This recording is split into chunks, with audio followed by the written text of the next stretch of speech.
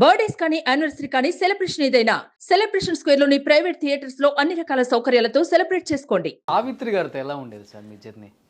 Savitri last గారు రోజుల్లో నిజంగా అలా చనిపోయారు సినిమాలో చూపించిన విధంగానే? సినిమాలో చూపించిన విధంగా జెమిని గణేష్ను ఎక్కువ తాగడు ఎక్కువ తాగడు అతను బ్రాహ్మణ్. అతని మొదట అసలు వైపు మ్యారేజ్ అయ్యింది. తర్వాత పుష్పవల్ని సావిత్రిలాగా పెట్టుకున్నాడు. పుష్పవల్ అంటే రేఖా మొదలు తెలుసు తెలుసు. అంటే సూర్యప్రభని వేదాంతరాగా పిల్లం గుర్తుండేది, రెండో పిల్లం దాని అక్క హీరోయిన్ ఒకప్పుడు. పుష్పవల్ తర్వాత సావిత్రి. సావిత్రి కావాలనే జమిని గణేష్ ట్రాక్లో పడేసాడు. అతను పగల కూడా షూటింగ్ లేకపోయినా మేకప్ వేసి తిరుగుతాడు.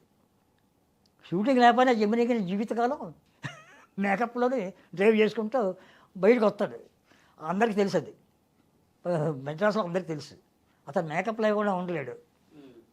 అంటే ఆస్తుల కోసం ట్రాప్ చేశారా లేకపోతే? కావచ్చు. అంటే ఆస్తి అతనికే ఆస్తుంది. అతనికి 7 కూతుళ్ళు 6 కూతుళ్ళు ఉన్నారు. డాక్టర్లు ప్రొఫెసర్లు అలా పనిచేస్తారు. అతనికి ఏం లోటు లేదు. ఆస్తి కోసం కాదు. అతను ఒకసారి ఒకటి అయిపోతే ఇంకొకటి. ఇప్పుడు కొంతమంది స్వీట్స్ జిలేబీ తింటారు, మళ్ళీ వెంటనే ఇంకోటి తినబోదేస్తుంది. జిలేబీ కాకుండా ఇంకోటి తింటారు.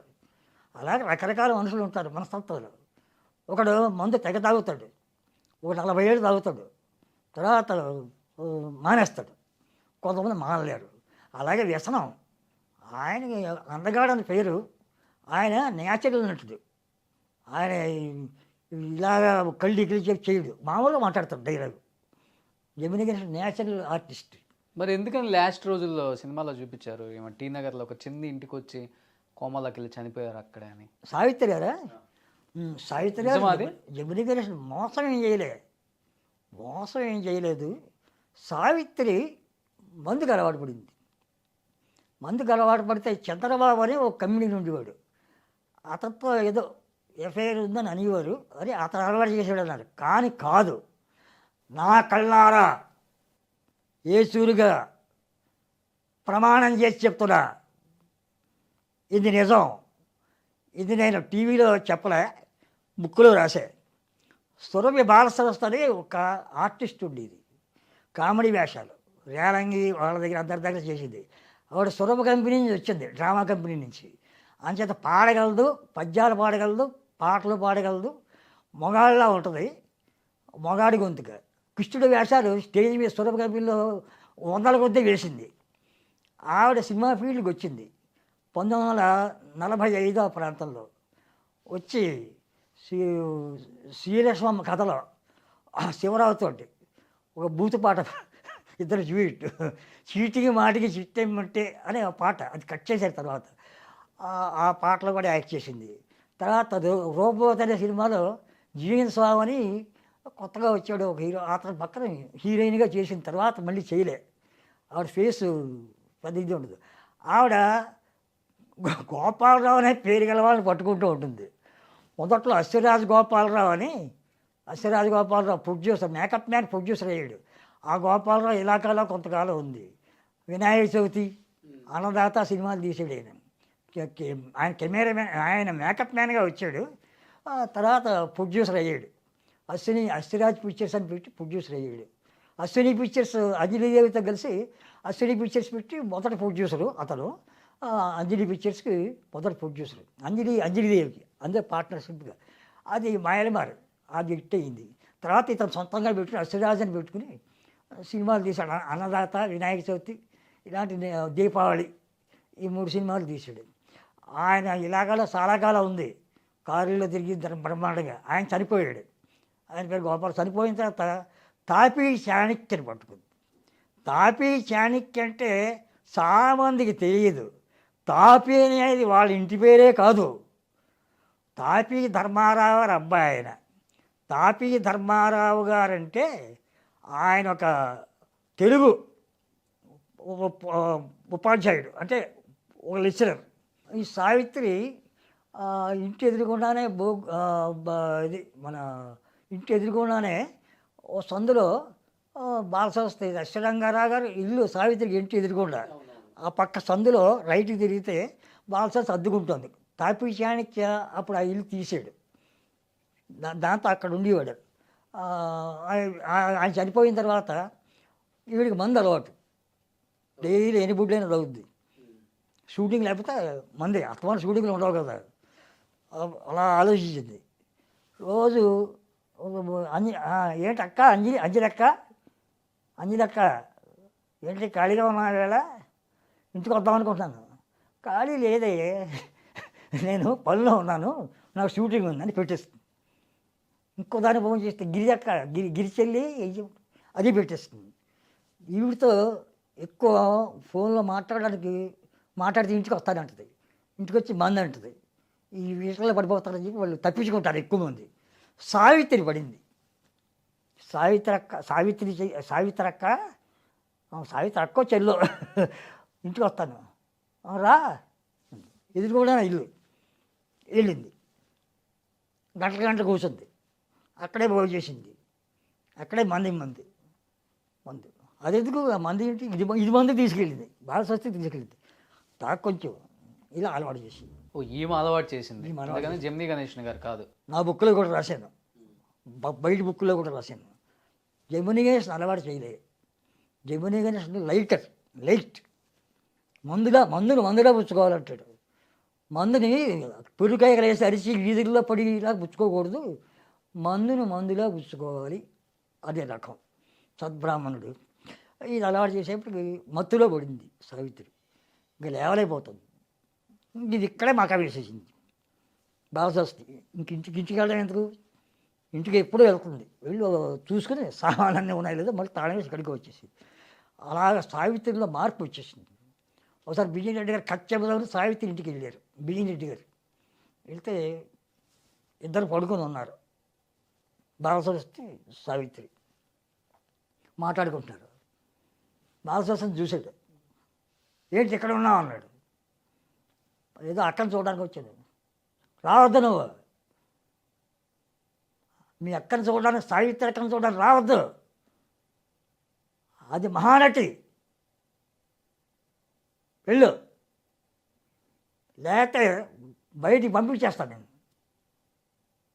అని కేకలేసాడు. ఇది కూడా నాకు తెలుసు. వెళ్ళిపోయింది. సావిత్రి చెప్పాడు, ఏంటమ్మా సినిమాల్లో అది వైవిధ్యమైన క్యారెక్టర్ వేసి ఎంతో అనుభవమైన మహానటిగా ఎదిగావు, ఏంటి అందులో పడ్డావేంటి ఉచ్చులో? ఈ ఉచ్చులో నేను బయట తీసుకువెళ్ళు ఎవరు? నీ చెయ్యి అందించేవాళ్ళు ఎవరు? జెమినీ గణేష్ కూడా రావటం లేదు. పిల్లల్ని పెంచుకుంటున్నాం, ఆడపిల్ల మగపిల్ల దీని దగ్గర పెరుగుతున్నారు. ఇలాగనే జీవితం, మేమేం చేయగలం? నిన్ను మహానటి అవ్వడానికి దోహదపడ్డాం.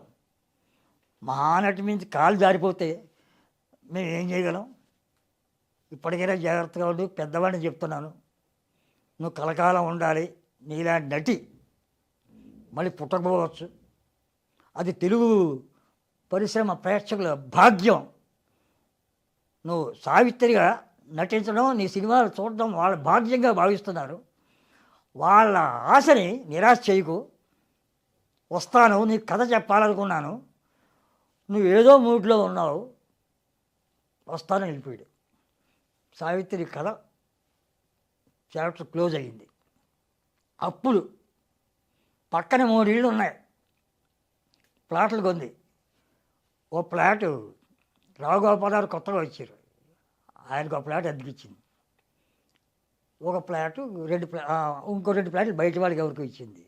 సావిత్రికి ఇంట్లోనే స్విమ్మింగ్ పూల్ ఉంది. వెండితో ఉందన్నారు, నిజమా సార్? అది వెండితో ఉండేదని చెప్పారు. అదే అవును, ఇంట్లో స్విమ్మింగ్ పూల్. సావిత్రికి ఒక సీక్రెట్ ఫోన్ నెంబర్ ఉండేది ప్రొడ్యూసర్లతో మాట్లాడడానికి. ఆ నెంబర్ ఎవరికి ఇవ్వదు.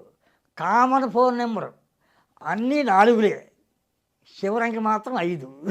ఆ నెంబర్ మాత్రం అందరికీ, ఆ నెంబర్కి ఫోన్ చేస్తే ఆ నెంబరు వాయిని స్టూడియోకి వెళ్తుంది. వాయిని స్టూడియో వాళ్ళ దగ్గర ఉంటుంది ఆ నెంబర్. అంటే వాళ్ళకి వెళ్తే వాళ్ళు డైరెక్ట్ చేస్తారు. కొన్నాళ్ళు అలా చేశారు. వాయిని స్టూడియో ఆ ఇంజనీర్ డైరెక్ట్ అక్కడికి వస్తే అమ్మ సావిత్రి గారు మీకు ఎవరో ఏసూరి గారంట ఫోన్ చేశారు. సర్లే పెట్టి ఇలా సీక్రెట్ నెంబరు ఉంటుంది వాడికి. జమినీ గణేష్ తన సీక్రెట్ నెంబర్తో ఫోన్ చేస్తే ఇంటికి వస్తాడు. జమినీ గణేష్ కూడా ఇంటి దగ్గర, సావిత్రి ఇంటి దగ్గర ఉంటాడు. 2 రోజులు ఉండొచ్చు, 3 రోజులు ఉండొచ్చు. మార్నింగ్ మళ్ళీ ఇంటికి వెళ్ళిపోతాడు. భార్య పిల్లలు అందరూ చదువుకున్నారు, గ్రాడ్యుయేట్స్, అంటే ఎంకామ్ చదివిన వాళ్ళే, డాక్టర్లు చదివిన వాళ్ళే. సావిత్రి జీవితం మారవాడీలు దగ్గర తాకట్లు పెట్టుకునే పరిస్థితికి వచ్చింది. ఆ పరిస్థితిలో కొడుకుని కూతుర్ని చదివించాలి. ఆ చదివించేటప్పుడు శోభనగారి దగ్గర హిందీ మాస్టర్ ఒక ఆయన ఉండేవాడు. శోభనగారు చిన్నప్పుడు హిందీ చెప్పిన ఆయన శోభనగారు కూడా షూటింగ్కి వస్తుండేవాడు. సావిత్రి గారితో చాలా చదువుగా, అమ్మా సావిత్రమ్మ నువ్వు మహానటి అంటుంటాడు. హిందీ చెప్పించాలని ఆయన్ని శోభన గారు ఆయనకి ఏదో చిన్న మనస్పర్ధ వచ్చి నువ్వు బయటికి పో అంటే సావిత్రి ఇంటికి వెళ్ళిపోయాడు. సావిత్రి ఇంట్లో తనకి తండ్రిగా ఉంటాడు అని చెప్పి ఈయన పెట్టుకుంది హిందీ మాస్టర్ని. ఆయన ఇప్పుడు చచ్చిపోయి పెట్టుకొని పిల్లలందరికీ పాఠాలు చెప్పనేది. పాఠాలు చెప్పాడు. పాఠాలు చెప్పి అక్కడే పోయినాం. సావిత్రిని కొంచెం చూసుకుంటూ ఉండేవాడు. జాగ్రత్త, రాత్రి పుచ్చుకుంటే పుచ్చుకో, పైన ఎక్కువ వద్దు, ఒక పెగ్గు ఇలా అంటూ ఉండేవాడు. మీరు అలాగే అంటారులేండి అని మామూలుగా పైకి వెళ్ళిపోయేది. సావిత్రి ఎప్పుడూ మేడ దిగి కిందకి రాదు. కింద వంట గింట అంతా కింద. గెస్ట్లు ఎవరైనా వస్తే కిందే మాట్లాడుతుంది. మళ్ళీ మేడ మీద వెళ్ళిపోతుంది. మళ్ళీ కిందకి రాదు. సావిత్రి చాలా గౌరవంగా మాట్లాడుతుంది. చాలా ఎవరికైనా రెస్పెక్ట్ ఇచ్చి మాట్లాడుతుంది. ఎవరిని కించిపరిచి మాట్లాడుతుంది. అలాంటి క్యారెక్టర్. ఈ సావిత్రి శోభనగారితో సినిమా తీయాలనుకుంది. అర్ధరాత్రి 10:30 తర్వాత వచ్చేసింది. శోభనగారి డ్రైవ్ చేసుకుంటావు. అప్పుడు నేను శోభనగారి ఇంట్లో అవుట్ హౌస్లో ఉండేవాడిని. వస్తే తలుపు తీశాను. నేనే తీయాలి. ఆఫీస్ రూమ్లో పడుకునేవాడిని. నా ఫ్యామిలీ అంతా అక్కడే ఉండేవాళ్ళం.